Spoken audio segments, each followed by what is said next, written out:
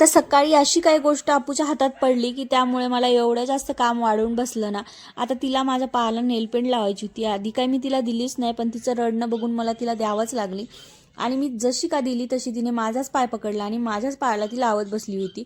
आणि मग तिचं रडून रडून असं माझ्या पायाला लावणं सुरू होतं. नंतर ते सगळं इग्नोर करत मी मस्त चहा ठेवला आणि मग त्यामुळेच माझा मूड फ्रेश होणार होता. चहा वगैरे घेतला, तिला आंघोळ घालून झोपी घातलं. संध्याकाळी कन्यापूजनला तिला बोलवलं होतं, तिच्यासोबत मी पण गेली होती.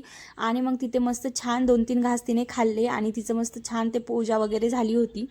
नंतर आम्हाला बाहेर जायचं होतं त्या शूज घेण्यासाठी तिच्यासाठी, तर तेच घेऊन घेतले होते आम्ही. आणि हे व्हाईट कलरचे शूज तिच्यासाठी घेतले होते.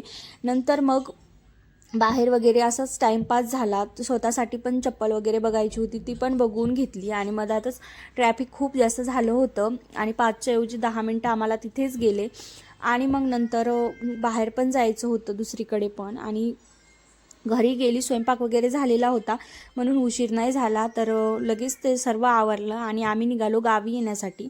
आता आम्ही गावी भाऊच्या लग्नाचे कपडे घेण्यासाठी येणार होतो, कारण की खूप दिवस झाले हो नाही चाललेलं आणि समोर ढकलणं सुरू होतं. त्यामुळे मग ते झालं डिसाईड आणि निघालो आम्ही.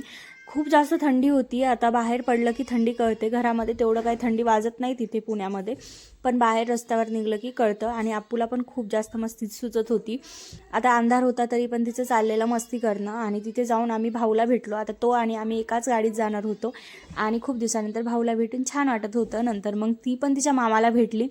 तर तिला आता मार खाण्यापासून वाचवणारा मामाच होता, त्यामुळे ती मस्ती जास्तच करणार होती. पप्पासोबतची मस्ती होऊन झाली, नंतर मामासोबत असं काय तिचं सुरू होतं.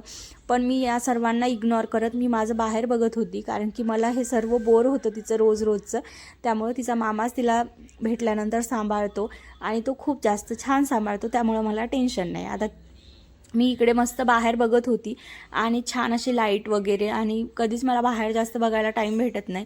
नंतर एका स्टॉपवर गाडी थांबली होती. आम्ही घरून जेवण वगैरे करून निघालो होतो, तर मस्त पान खाल्लं. आणि अप्पूला पण त्यामधली चेरी वगैरे खायची होती. आता तिला नको म्हटलं तरी ते तिला खायचं असतं, तर तिला थोडंसं दिलं. आणि तिचं चाललं होतं एवढ्या थंडीत पण न कॅब घालता हे करणं.